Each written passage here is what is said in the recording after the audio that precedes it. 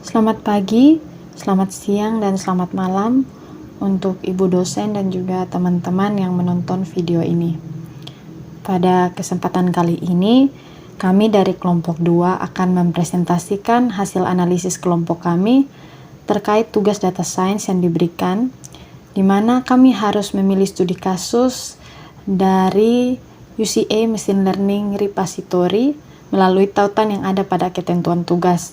Dan kami harus membuat 10 pertanyaan terkait studi kasus yang kami pilih. Kelompok kami mengambil dan membahas studi kasus mengenai analisis data pasien diabetes yang diambil dari 130 rumah sakit di Amerika Serikat selama periode tahun 1999 hingga 2008.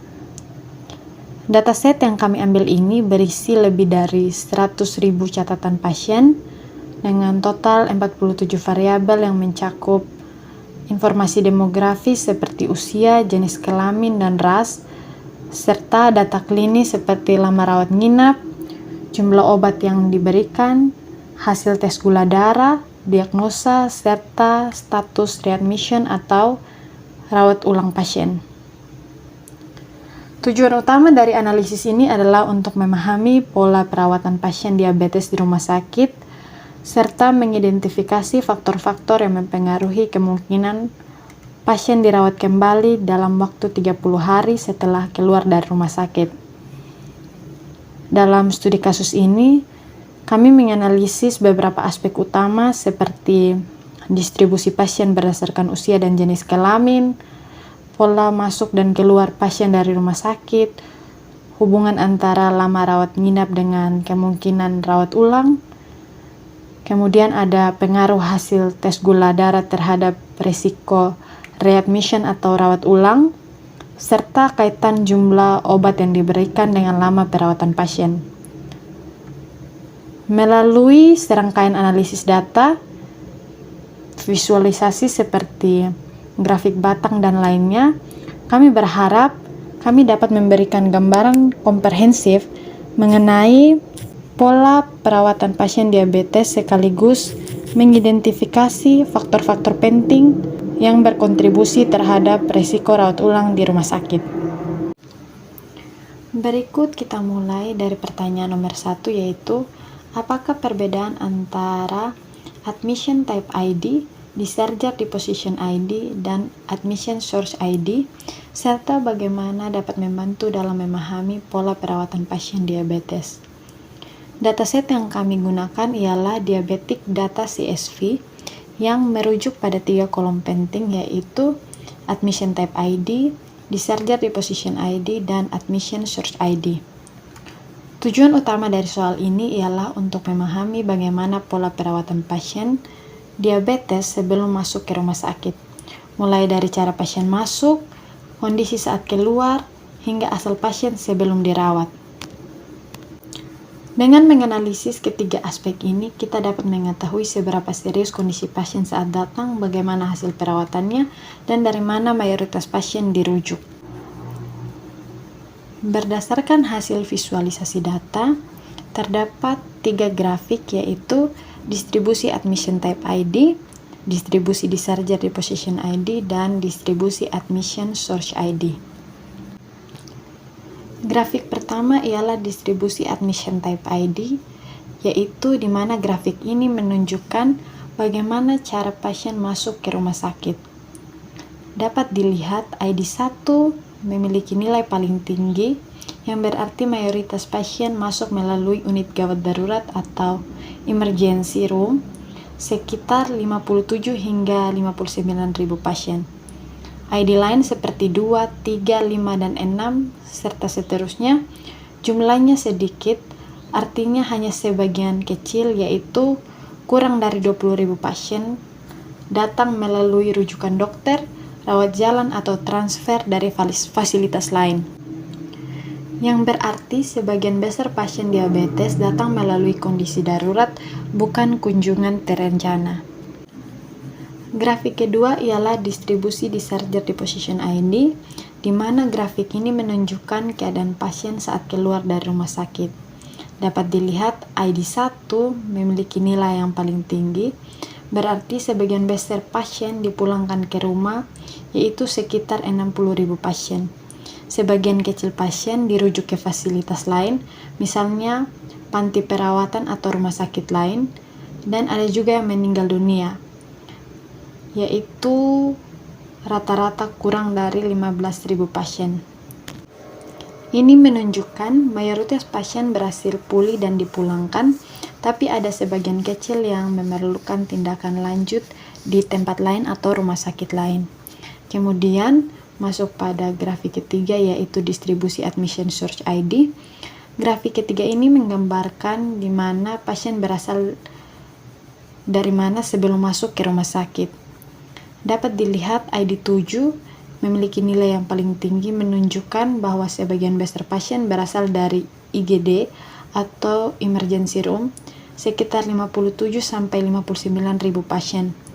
Disusul oleh pasien dari rujukan dokter atau fasilitas kesehatan lain seperti klinik, yaitu kurang dari 30.000 pasien. Grafik ketiga ini memiliki hubungan dengan grafik pertama, yaitu bagaimana pasien masuk ke rumah sakit, yaitu melalui emergency room. Berdasarkan ketiga grafik tersebut, dapat disimpulkan bahwa sebagian besar pasien diabetes masuk melalui kondisi darurat atau emergency room.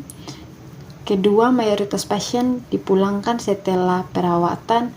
Dan ketiga, yaitu sumber rujukan terbesar berasal dari IGD, bukan dari dokter atau klinik rujukan.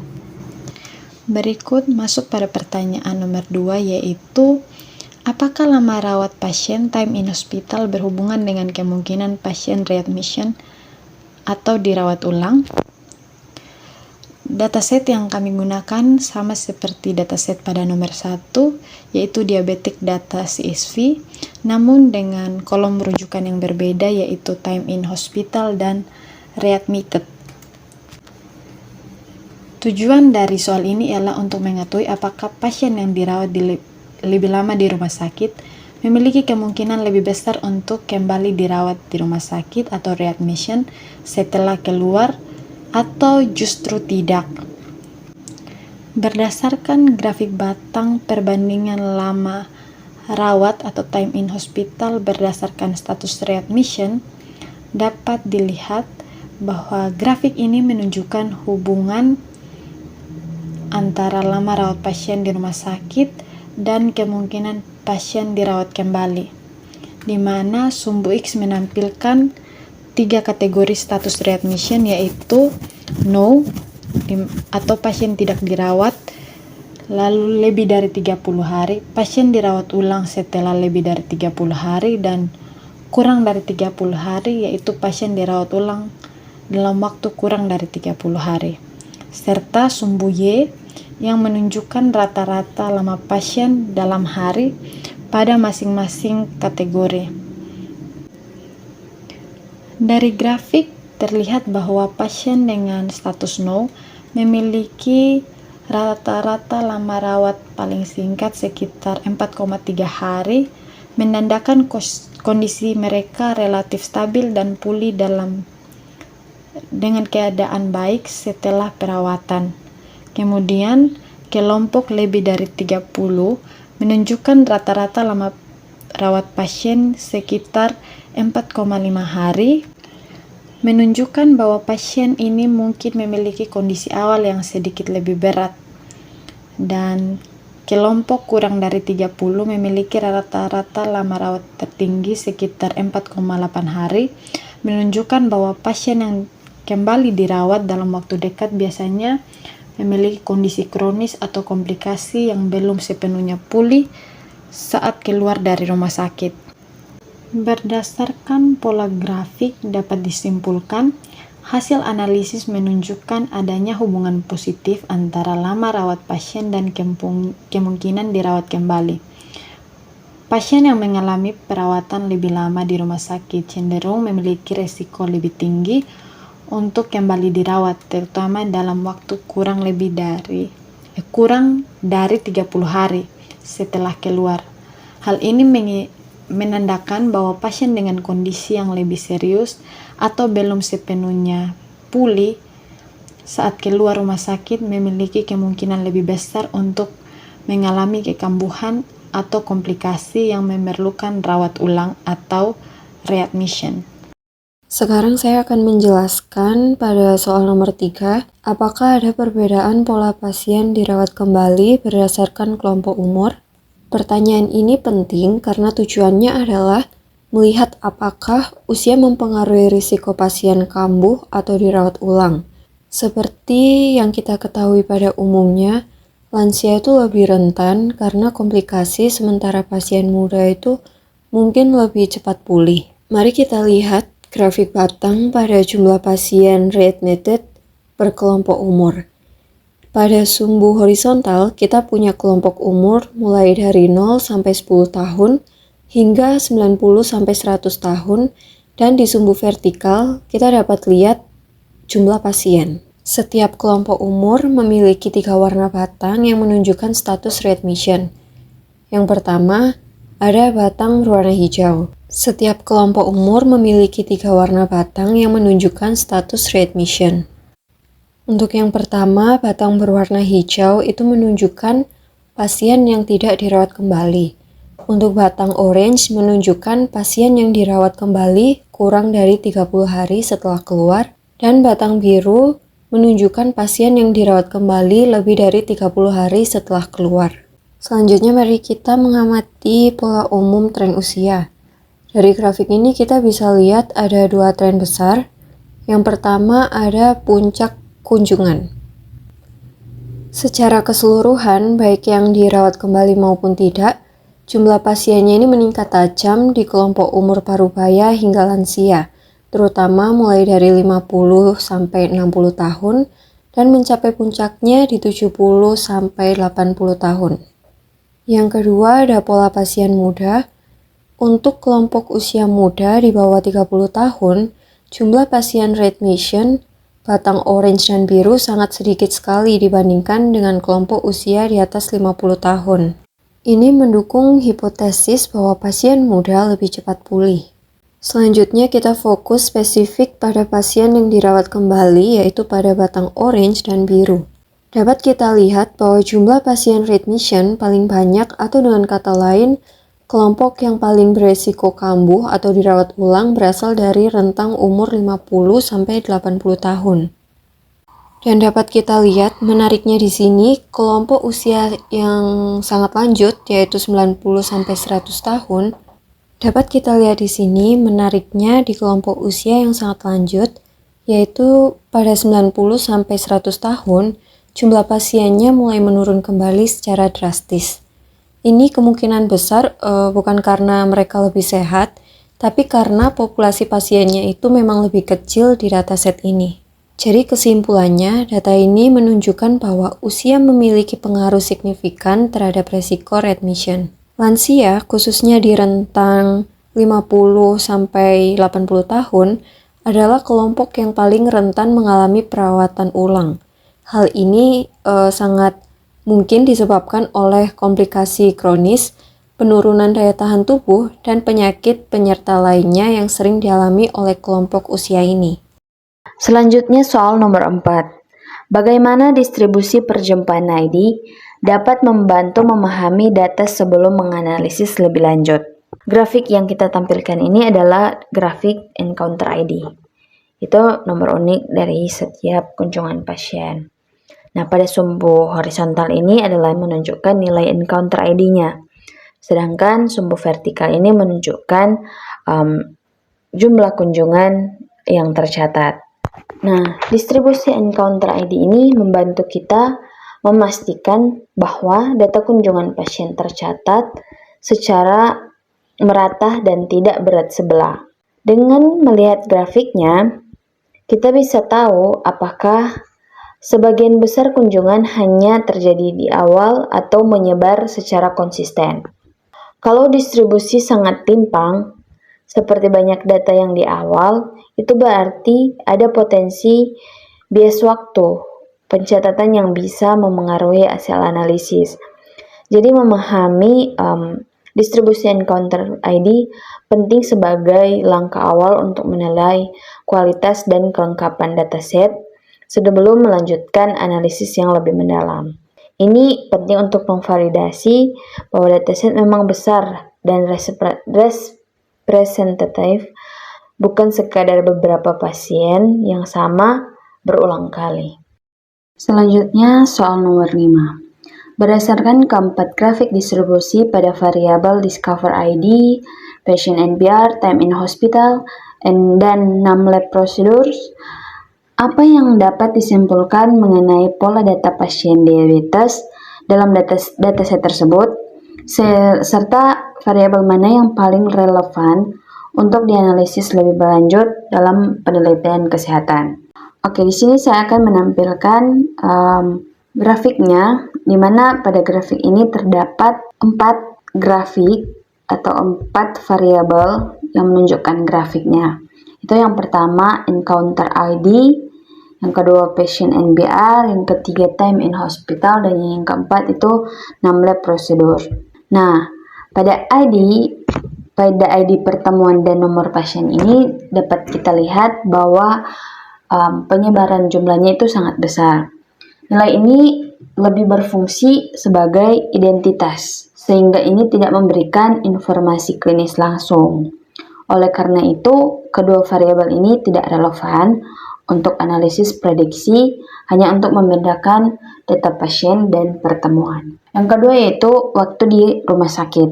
Kebanyakan pasien itu dirawat dalam waktu yang singkat, yaitu 1-5 hari. Dengan jumlah kasus menurun tajam pada lama rawat yang lebih lama. Hal ini menunjukkan sebagian besar pasien diabetes menjalani perawatan singkat.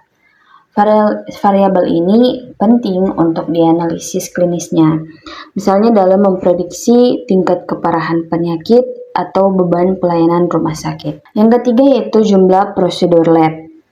Distribusi menunjukkan sebagian besar pasien menjalani 30-70 prosedur laboratorium, dengan puncak sekitar 50 prosedur. Variabel ini sangat relevan karena analisis dapat mencerminkan intensitas pemeriksaan pasien, indikasi kondisi klinis yang lebih serius. Jadi, dapat kita simpulkan bahwa dari keempat grafik ini, time dengan variabel time in hospital dan 6 lab procedures adalah variabel yang sangat signifikan dan relevan untuk penelitian lebih lanjut. Sedangkan perjumpaan ID atau dengan variabel encounter ID dan juga pasien NBR hanya bersifat administrasi aja dan tidak memberikan makna analisis terhadap kondisi pasien. Nomor 6 dengan pertanyaan terkait bagaimana pengaruh kadar glukosa maksimum pasien terhadap kemungkinan pasien kembali dirawat, dan juga menjelaskan pola terlihat pada setiap kategori kadar glukosa, serta alasan mengapa kategori non cenderung mendominasi data dan pasien dengan kadar glukosa tinggi lebih dari 200 dan lebih dari 300 memiliki kemampuan rate mission yang lebih besar dibanding kategori lainnya. Variabel yang digunakan itu dari tabel Max Glu Serum atau kategori hasil tes kadar glukosa maksimum pasien selama dirawat dengan nilai glukosa lebih dari 200 dan glukosa lebih dari 300. Keterangannya itu ada normal, non atau tidak dilakukan tes, ada readmitted atau status pasien, dan non atau tidak kembali masuk rumah sakit. Berdasarkan data umum dari diabetik data CSV, pola biasanya seperti kategori non mendominasi karena mayoritas pasien tidak memiliki data glukosa maksimum yang tercatat. Kategori lebih dari 200 dan lebih dari 300 karena jumlah pasien lebih sedikit, tetapi penting karena ini menunjukkan pasien dengan glukosa sangat tinggi, beresiko diabetes tidak terkontrol. Dan kategori norm relatif kecil dibanding non, karena jarang ada pasien yang tercatat dengan glukosa normal di dataset ini. Dari sisi rate mission, Satu, proporsi pasien non biasanya tetap paling tinggi di semua kategori.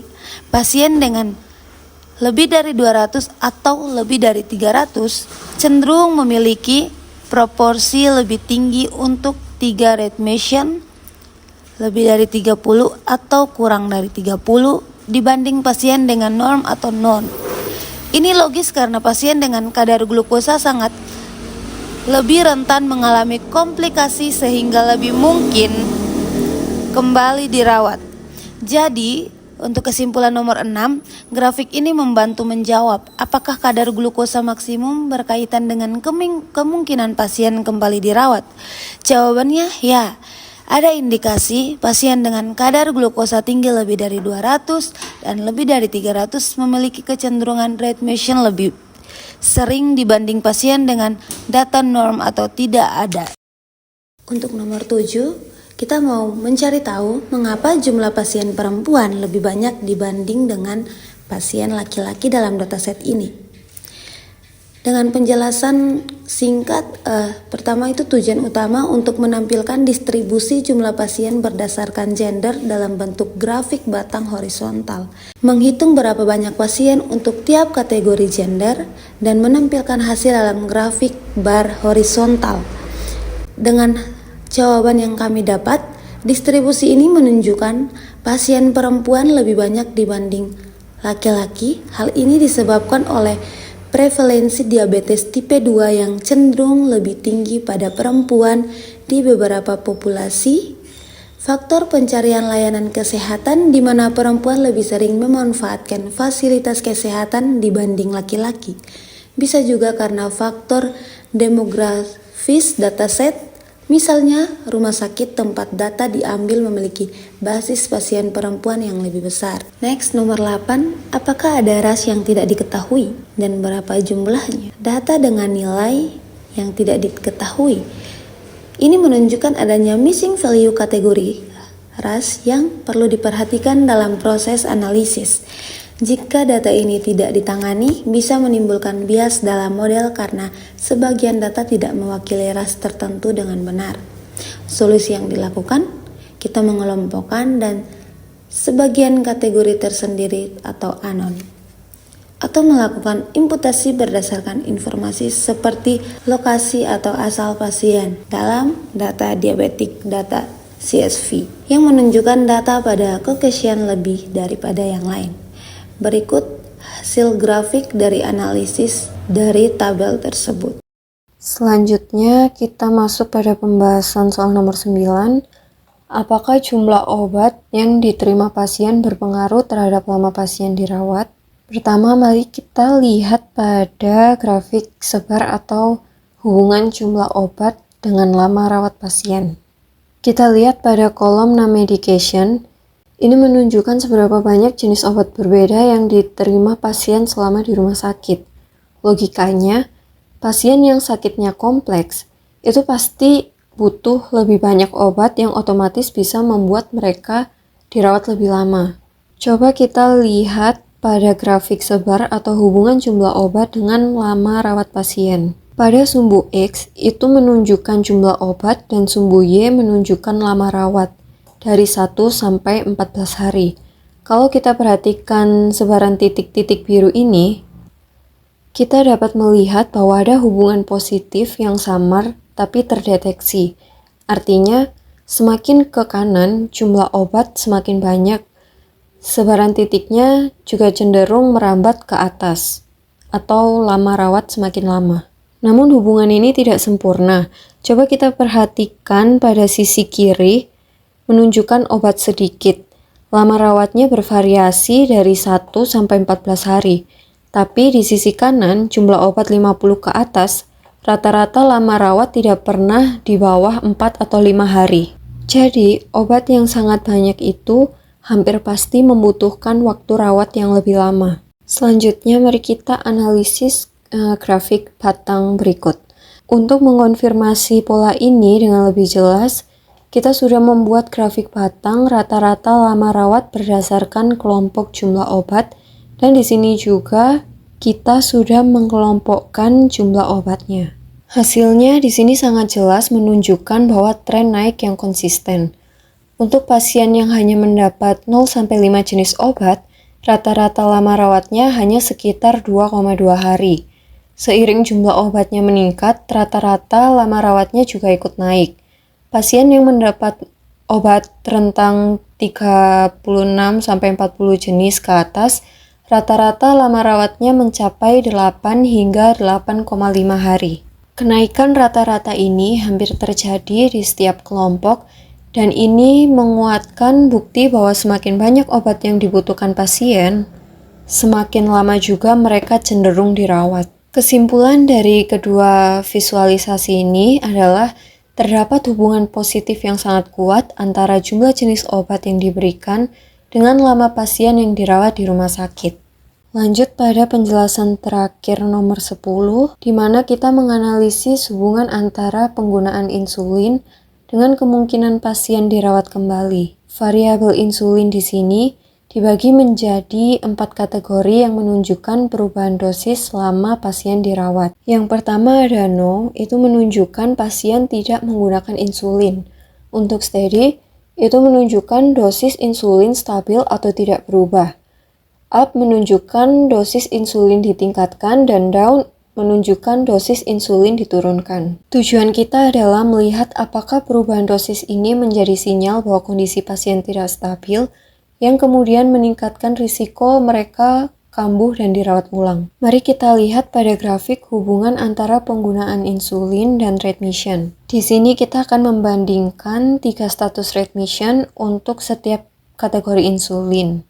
Kita akan fokus pada proporsi pasien yang dirawat kembali di setiap kelompok. Untuk yang pertama, pada kategori no, yang tidak menggunakan insulin, kelompok ini memiliki jumlah pasien terbesar dan proporsi pasien yang tidak dirawat kembali bisa dilihat pada batang hijau yang terlihat sangat dominan. Ini mendukung asumsi bahwa pasien yang tidak membutuhkan insulin umumnya memiliki kondisi gula darah yang lebih stabil, sehingga resiko readmission mereka secara proporsional paling rendah di antara semua kelompok. Yang kedua pada kategori up dan down yang menunjukkan dosis berubah.